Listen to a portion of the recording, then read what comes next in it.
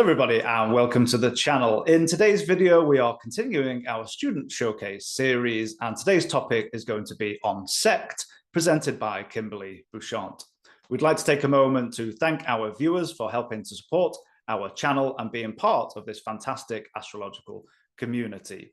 If you are new here and are enjoying our content, please consider subscribing and joining our community. Coming up this weekend on October 1st, we have esteemed astrologer Maurice Fernandez presenting a free webinar on the power and the magic of eclipses. So if you'd like to join that webinar this Saturday at 1 p.m. Pacific, see the link below this video and the description and click to register. If you would like to learn more about Kepler College's classes, workshops and webinars, please visit KeplerCollege.org. And that's enough from me. Let's get straight into the video. So my name's Kimberly Burkett, and I'm super honored and excited to present to everyone today on basically, it's just a brief introduction to sect because it's only like half an hour. So there's just so much to say. So hopefully you can take away some of it. So I will say I have completed from Kepler, I've completed the fundamentals certificate and the advanced fundamental certificate, and then I am on my way to completing the diploma. So on that train, takes a little while, but definitely the courses here are amazing. And it's so enriching, and it's such a wealth of knowledge learning from everybody here. So I will be presenting on an introduction to sect. We are really just recently kind of rediscovering what sect is, particularly in natal astrology. So sect was used in basically Hellenistic times, and it's kind of mainly been forgotten about. It's only until recently in the last 3 decades through like Project Hindsight and stuff like that, where we've been rediscovering ancient astrological texts and essentially translating them. So sect kind of got lost, right? So, and we're now bringing it back into practice, and we're kind of learning about it and kind of like implementing it back into our practices. And so what I really noticed with like modern astrology is that kind of everyone talks about their sun sign. Like, we're always hearing, oh, I'm a Libra or I'm a Virgo sun. And it just really seems that modern astrology and our modern world very much resonates with the archetype of the sun. And this thing we're just talking about archetypes and kind of like that solar figure, right? Because we're kind of always like, we're always talking about achieving, climbing that ladder. Oh, like, what are you going after, kind of thing. And then I think also on top of that, when we look at astrology, there is that uncertainty of birth time. And many countries, like I live in Canada, so many countries don't record their birth time on the birth certificate. So there's a lot of people that do not know the time of their birth. So at least you can know you at least know most likely your sun sign because you know the day that you were born, essentially. So I guess I'm saying I can see why we're kind of so focused on the sun sign as like who we are. And what's great about sect as well in figuring out like the sect of a chart is that you don't actually even necessarily need an exact time of birth. If you just know that you're born in the day or at night, that can be enough to determine the sect of your chart, for instance. And basically, I just wanted to mention here, what if I told you that your sun sign may not be the most important luminary in your natal chart, or it may not be the luminary that kind of directs and guides the life. So basically, sect is kind of like another way of just classifying planets in a natal chart.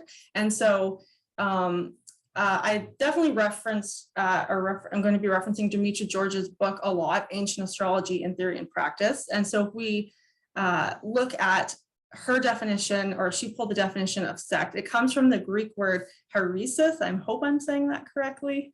And it's basically it means a line of thought or school of thought.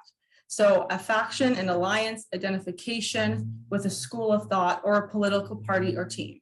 So right from there, we're getting the idea that it's a grouping, right? So whether it's a political party, a religion, there's this grouping of people or whatever it is, are belonging to a certain team.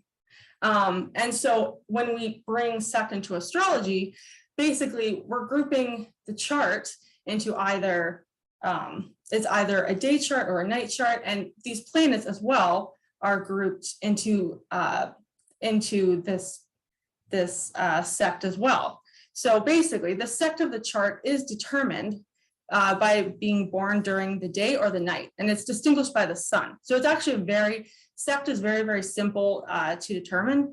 It's, you don't need a lot of information to do that. And essentially, when the sun is below the horizon in a natal chart, so the person is born at night, and they're what we call in astrology like a nocturnal chart. So because the sun is below the horizon. And then contrary, if the sun is above the horizon, then the person is born during the day, and we would say that they have a diurnal chart. And so, so depending on if you're born at night, if you're born during the day, the sun is what we call the sect light. It's the luminary that kind of rules the chart for the day. And then if you're born at night, the moon is the luminary of the chart that rules the night. And this sect light, so this luminary, is thought to direct the course of the life of the native, or the course of the life of your natal chart, basically.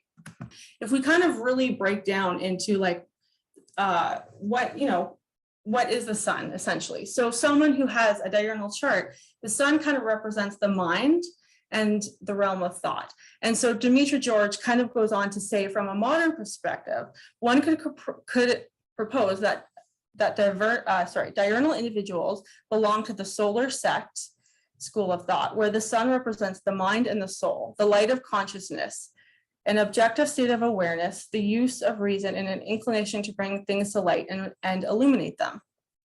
So again, you have this solar figure, someone who's very much very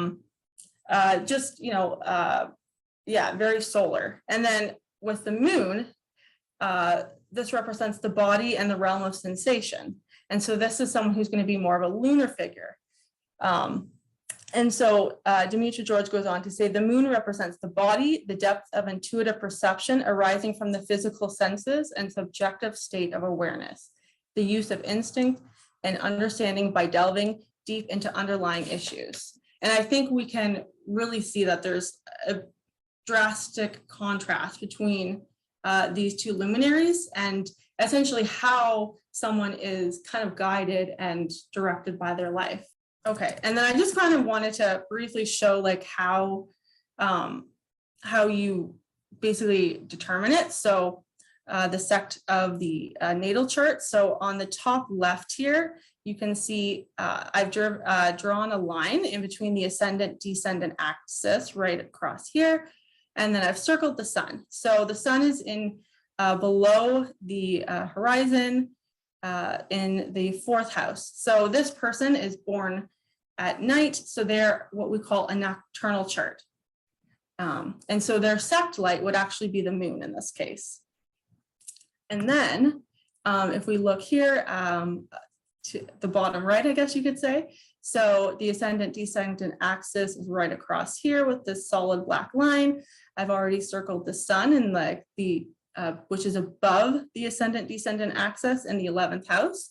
So this person would be considered a diurnal chart. So they are born during the day, and their sect light would be the sun. And it's really that simple. Now, of course, it does get a little bit more complicated if you're born at dusk or at dawn, but usually speaking, as long as the sun is above the ascendant degree or above the descendant degree, you're considered born during the day. And if it's below the ascendant degree or below the ascendant or descendant degree, then you're born at night. It's that simple for the most part. Okay, and so now that we've kind of like understood and learned basically how you decide the sect of a chart or determine it, and if you have your natal chart with you, you could always take a look at it and just kind of see where your sun is on your chart. We now need to group the rest of the traditional planets, which are the other 5 planets, into their sects, basically, because the chart or the chart has a team essentially. So as I had mentioned here, So someone that's born at night, they have a night chart, they're considered a nocturnal chart. Their sect light is the moon. And then we start to group. So Venus belongs to the night chart. It is what we call in astrology, just like traditional astrology, the benefic of sect.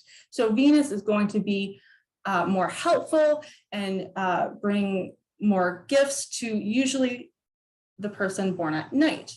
And then we have what we call the malefic of sect. And this is, in this case, for someone born at night, this is Mars. This all, hopefully, all things being equal, Mars should be more constructive and more productive for someone born at night. And then if we move over to the day chart, again, as I mentioned, the sect light is the sun. And then we're looking at the benefic of sect. So the benefic that's a part of the team, it's Jupiter. So hopefully Jupiter for someone born in the day should be more helpful and bring more, Jupiter juice. And then the malefic of sect for someone born during the day would be Saturn, because hopefully Saturn should be more constructive and more productive for someone born during the day. But we're missing one planet, Mercury, the wild card, the trickster. And basically there's a few different thoughts on how to group Mercury or how to put him into like a team. So I'll go with the most common one that most astrologers talk about. And that's basically if Mercury rose before the sun, then he's considered a part of the diurnal team or the day chart team, or if he's born, or sorry, if he rose after the sun, then he's a part of the night team and part of essentially the nocturnal team. And so this is basically, so some people are lucky and they can actually have a fourth planet, and that would be Mercury, as a part of their the sect of their chart. If, for instance, they're born at day and their Mercury is a morning star Mercury rising before the sun, then they have a fourth planet, Mercury, as a part of the sect of their team, as a part of the team. Whereas if they were born during the day and Mercury rose after the sun, he would not be a part of the sect of the team, and would be essentially less. The thought of it is that it would be less helpful to the process and what the team is trying to do, essentially. Okay, so hopefully that kind of makes sense for how we're grouping the planets. And then I just kind of wanted to talk about a little bit more theory in regards to it. So malefics in traditional astrology, and these are, just to kind of rehash that, it's Saturn and Mars. So these are the malefic planets. They in general are extreme in their nature. But the malefic that belongs to the sect of your chart, so that is thought to be toned down. So basically, if you're born during the day, Saturn belongs to the sect of your chart, and hopefully Saturn should be more constructive. And if you're born at night, Mars belongs to the sect of your chart, and hopefully Mars should be more constructive. And basically the theory behind this is that, so the reason why Mars is assigned to the night team is, as we know, Mars is a very hot, fiery planet, and his heat and fire is hopefully tempered in the coolness of the night. And that is why he performs and is so much more helpful at night. Saturn is considered like a cold and dry planet, and he is warmed up and happier in the day. So essentially, he offers more benefits to people that are born during the day, and the sect of their chart is a diurnal chart. And then we have our benefics, which are Jupiter and Venus. And benefics in general, they're very giving and supportive. That's what benefics want to do. They want to support us in their nature.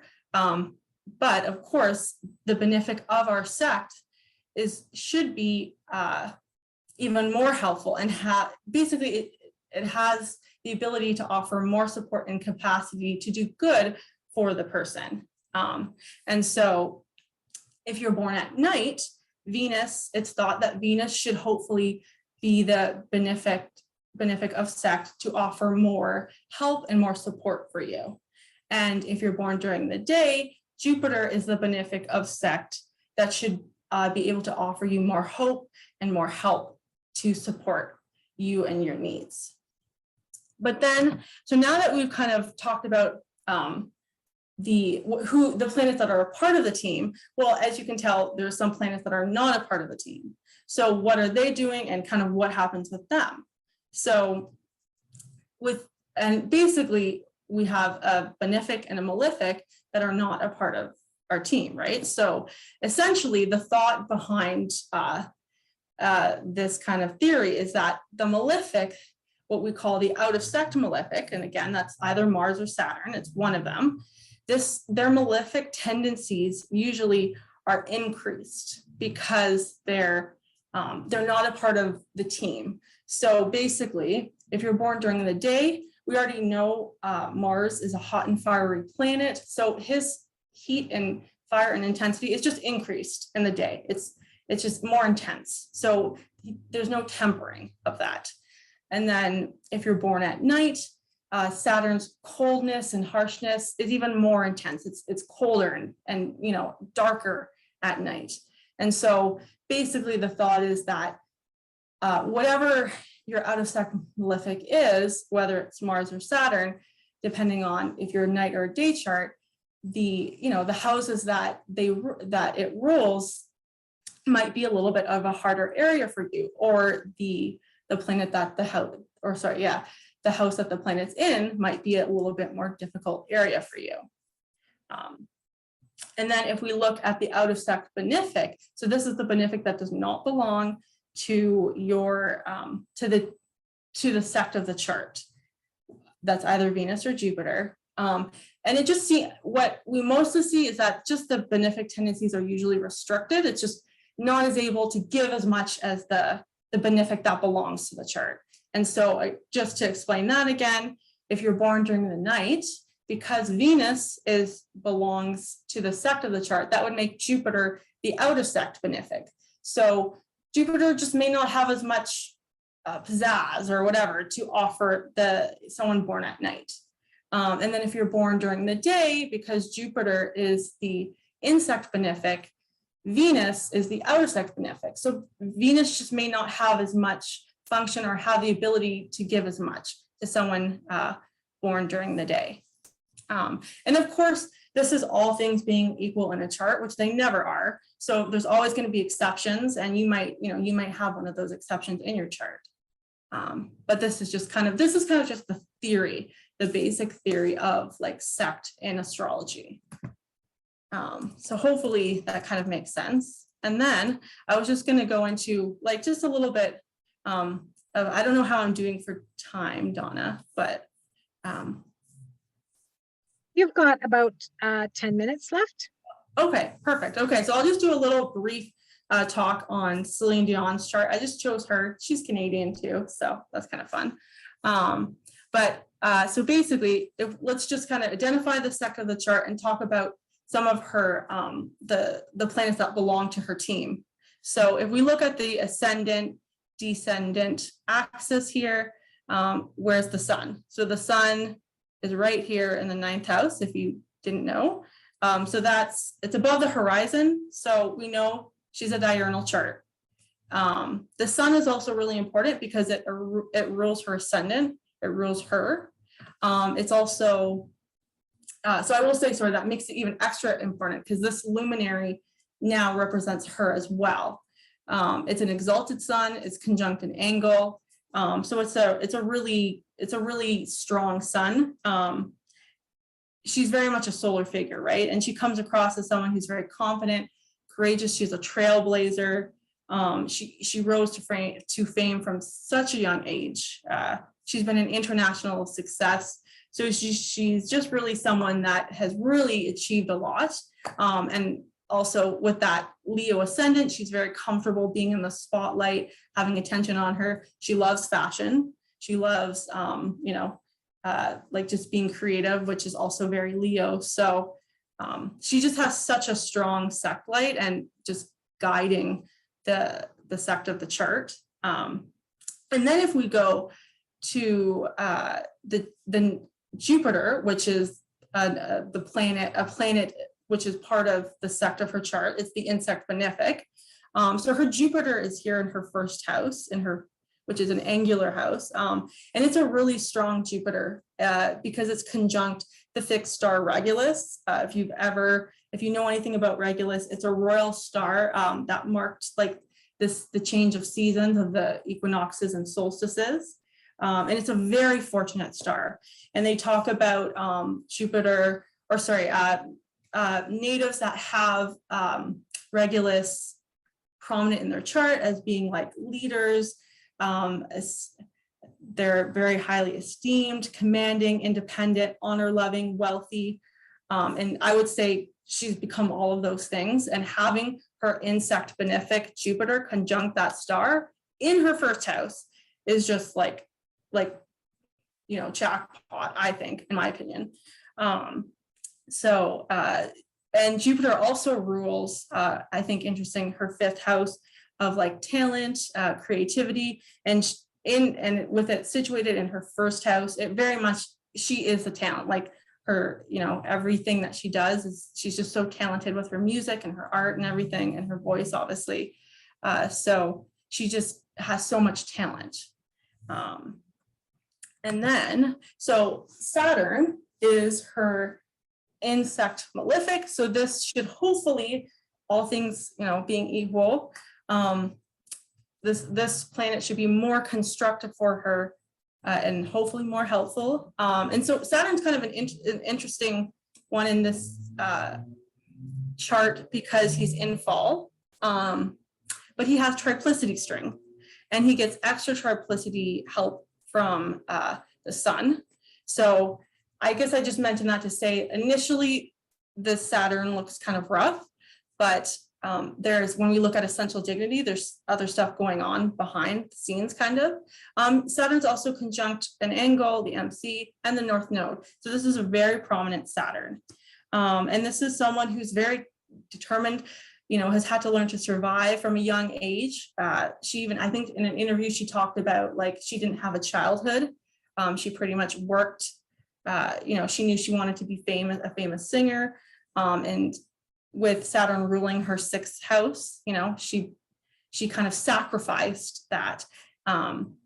Saturn also rules her seventh house of relationships, her marriage, her partnership. So again, I think it's interesting to see in traditional astrology, we would say that Saturn is combust. It's hidden by the beams of the sun. And that's really good for the sun, which is Celine Dion. Her husband was very much behind the scenes helping her.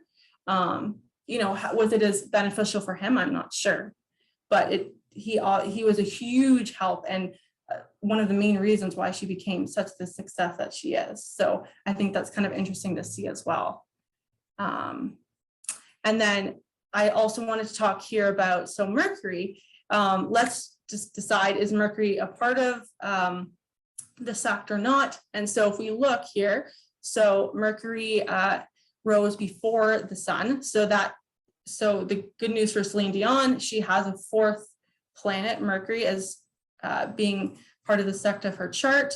And Mercury is kind of interesting here because he's in detriment and in fall in Pisces, but Mercury is in its own terms, and it gets triplicity help from an exalted Venus, literally conjunct it. So this is another example of like a planet that initially looks difficult, has a lot of behind the scenes help. It's also in the house of Pisces, which is ruled by Jupiter, the insect benefic. So I think that's also very helpful. And I'll just add that this Mercury rules her second house of finances. So I think she has a lot of potential for finances and like making money and stuff, which is obviously very evident because she's quite wealthy.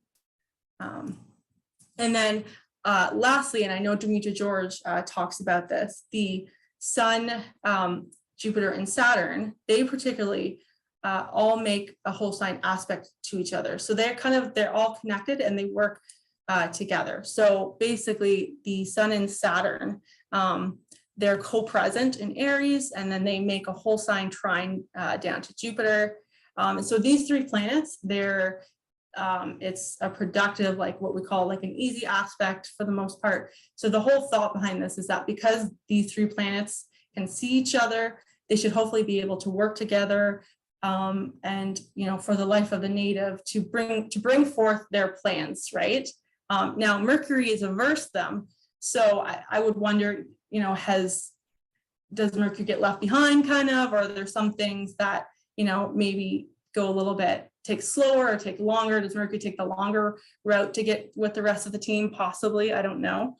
But yeah, so obviously I think her sect is working very, very well for her. And she's done obviously very well for her life. So yeah, and that's pretty much all I have. And then this is just my references, which I obviously talked a lot about Demetra George, but also they're all right here.